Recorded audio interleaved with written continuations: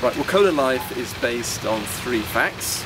The first fact is that wherever you go in the world, including the most remote parts of developing countries, you can get a Coca-Cola. The second fact is that in those same places, 1 in 5 children don't make it to their 5th birthday, and they die from very simple things like dehydration from diarrhea.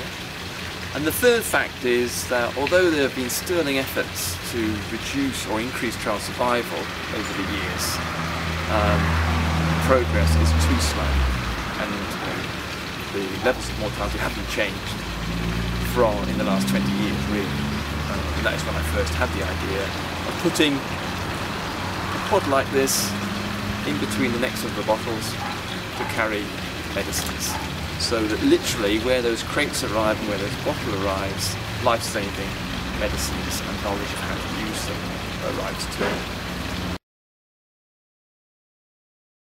We're excited by ideas.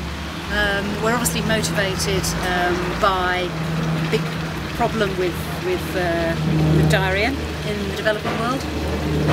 We've had a child who was only 2 when he got diarrhea. We were living in Alexandria at the time, so we know how easily it can take effect. And it has a very simple cure.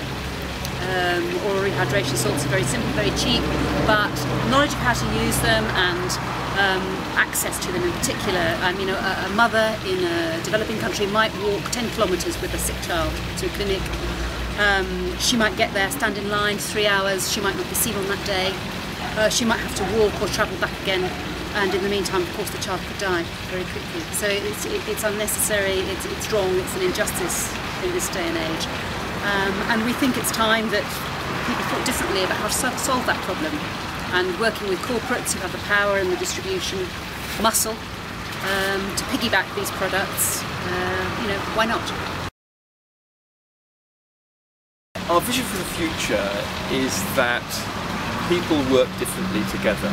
If you boil Cola Life down to its essence, it's about unlikely alliances, bringing partners together who between them can solve a problem that they can't solve by themselves. So for example, in Zambia, where we're about to start the pilot, we have been able to bring UNICEF together with SAB Nulla, with Coca-Cola, with the Medical Stores Limited, and with the Ministry of Health. And we believe strongly that that will lead to innovation, which will solve a problem, or at least contribute to the solution of a problem that hasn't been solved by people working by themselves in their own silos, in their own sectors. We've got where we are today because literally thousands of people online and in public audiences and in schools and universities have listened to our ideas and challenged them and said, why didn't you do it this way, or I can help with this contact or that contact, or have you thought of this? And so we have sort of crowdsourced a lot of ideas, and we're very keen on the idea of open innovation and bringing different ideas together. So talk about it to other people, pass the message on, send us your ideas, offer to help. We've got a place on our website where people can actually formally offer to help. Of course, fundraising is always an issue as well. But I think the richness of people's ideas and passing on of those is what's absolutely valuable to us.